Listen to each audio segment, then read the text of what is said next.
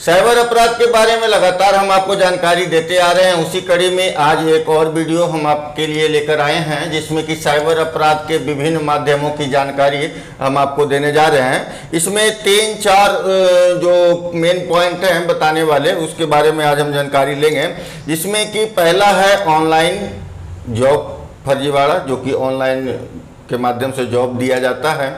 उसके बाद है लॉटरी या नाइजीरियन फर्जीवाड़ा, जो कि लॉटरी वगैरह के माध्यम से किया जाता है। तीसरा है ज्यूस जैकिंग। ये ज्यूस जैकिंग क्या है, इसके बारे में हम आगे जानेंगे।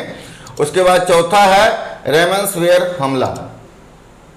अब इन 4 पॉइंट्स के बारे में आज हम विशेष रूप से जानकारी लेते हैं। तो सबसे पहला है ऑनलाइन नौकरी फर्जीवाड़ा। ऑनलाइन नौकरी फर्जीवाड़ा क्या है? इसमें जो है साइबर अपराधी फर्जी वेबसाइट या फर्जी विज्ञापन के माध्यम से सोशल मीडिया के विभिन्न प्लेटफॉर्म पे अपना विज्ञापन देते हैं कि आज इस पोस्ट पे इतने जो हैं पद रिक्त हैं, इस पोस्ट पे इतने पद रिक्त हैं। तो ये जो होता है उनके द्वारा फर्जी तरीके से विज्ञापन दिया जाता है, और उसमें जो बेरोजगार युवक होते हैं उनके झांसे में आकर उनको कॉल करते हैं या संपर्क में उनके आते हैं। तो उनसे जो है रजिस्ट्रेशन के नाम पर पैसे की उगाही की जाती है, पैसे की डिमांड की जाती है, और वो पैसे ट्रांसफ़र करते हैं। उसके बाद उनका फिर अता पता नहीं चलता है, यानी कि उनका पैसा चला गया। उसमें एक और धोखा हो सकता है कि आपका जो ऑनलाइन ट्रांसफ़र वगैरह करते हैं तो उसमें आपके बैंक डिटेल्स भी उनके पास जा सकता है, जिससे कि भविष्य में भी वो उसके साथ गलत काम कर सकते हैं। इसमें है कि अब इससे बचा कैसे जाए। सबसे बड़ी बात यहाँ है कि ये ऑनलाइन नौकरी फर्जीवाड़ा से बचने का उपाय क्या है। तो इस तरह के फर्जीवाड़ा से बचने हेतु यह आवश्यक है कि हमेशा आधिकारिक रूप से पंजीकृत वेबसाइट पर ही अपना आवेदन समर्पित करें।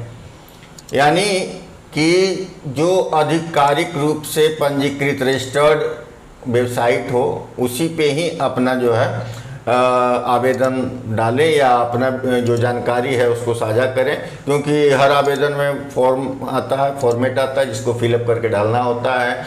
तो आप उन्हीं वेबसाइट्स पे अपना जानकारी दें जो कि आधिकारिक रूप से ऑफिशियल रजिस्टर्ड हो।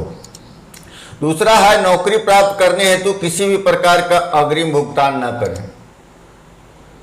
कहीं आपको लोभ दे कि ये अच्छा सा नौकरी है, आपको दे देंगे, इसमें 1 लाख रुपया देना पड़ेगा, 2 लाख रुपया देना पड़ेगा, 4 लाख रुपया देना पड़ेगा, तो इस तरह की झांसा में ना आए। तो ये था ऑनलाइन नौकरी फर्जीवाड़ा।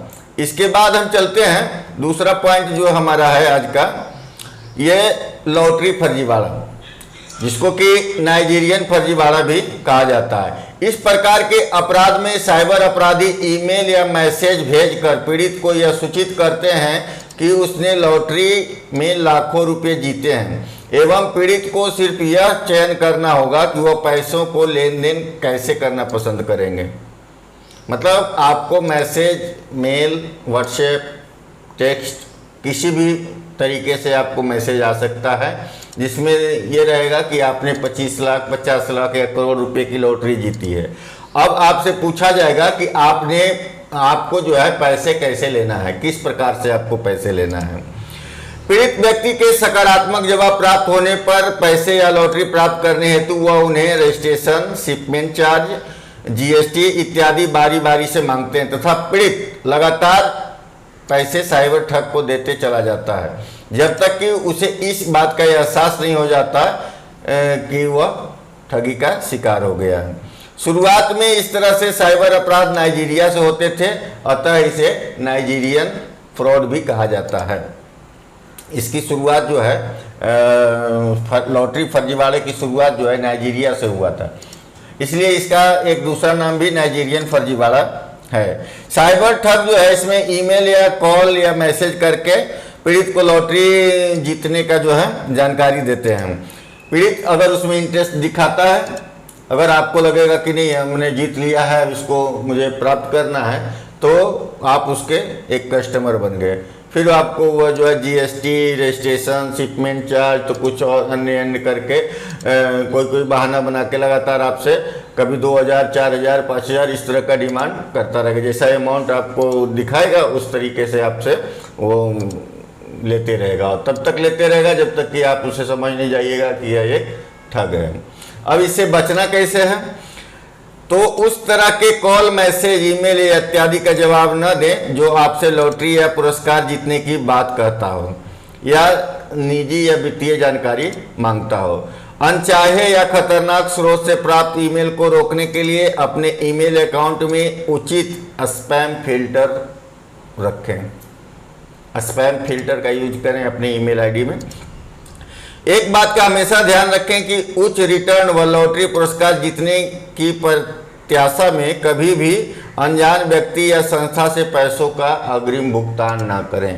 कहीं भी कोई भी आपको अगर कह दे कि आपने जो है इतना लाख रुपया जीत लिया है, तो उस पर भरोसा कभी आप ना करें। तो ये हो गया लॉटरी और नाइजीरियन फर्जीवाड़ा, जिसको कि नाइजीरिया से शुरुआत हुआ था, तो इसलिए इसका नाम जो है नाइजीरियन फर्जीवाड़ा भी है। अब अगला पड़ाव जो है हमारा है जूस जैकिंग। अब आप समझ सकते हैं, नाम से तो कुछ ऐसा नहीं लग रहा है कि जूस जैकिंग है क्या। तो जूस जैकिंग क्या है, इसके बारे में हम आपको विशेष बताते हैं। जूस जैकिंग एक तरह का साइबर फ्रॉड है जिसमें यूएसबी चार्जिंग पोर्ट के माध्यम से आपका डेटा चुराया जाता है। अब आप सोचेंगे कि यूएसबी चार्जिंग पोर्ट के जरिए डेटा कोई कैसे चुरा लेगा। तो होता है कभी आप कहीं सफ़र कर रहे हो, सफ़र में आपके मोबाइल की बैटरी डाउन हो गई है, और जहाँ पे आप हैं, स्टेशन में हैं, प्लेटफॉर्म पे हैं, या बस स्टॉप पे हैं, बस में हैं, या फिर एयरपोर्ट पे हैं, तो वहाँ पे चार्जिंग का जो सॉकेट है वो नहीं है और सिर्फ यूएसबी प्लग का ऑप्शन है। यानी कि चार्जर उसमें इनबिल्ट है, आप यूएसबी उसमें लगा करके अपने मोबाइल से कनेक्ट करके आप चार्ज कर सकते हैं। तो उस परिस्थिति में क्या होता है कि साइबर अपराधी जो होते हैं उससे, उस जैक से अपना सिस्टम को कनेक्ट रखते हैं, जिससे कि डेटा और चार्जिंग दोनों ट्रांसफ़र होता है। अब चार्जिंग ट्रांसफ़र तक तो ठीक है, अगर डेटा ट्रांसफ़र हो गया तो उसमें आपको दिक्कत है। आपकी गुप्त जानकारियाँ, आपके जो प्राइवेट फ़ोटोज़ हैं, आपके और भी जो मोबाइल में कुछ रखे हुए हैं फाइल्स वगैरह, वो सब ट्रांसफ़र हो सकता है। अब इससे बचना कैसे है? तो सबसे पहले है कि आप, पहला उपाय यही है कि आप सार्वजनिक स्थान पे अपना मोबाइल ही ना चार्ज करें। अगर चार्ज करने की ज़रूरत भी हो तो आप अपने साथ पोर्टेबल बैटरी बैंक जो होता है बैकअप साथ में लेकर के चलें।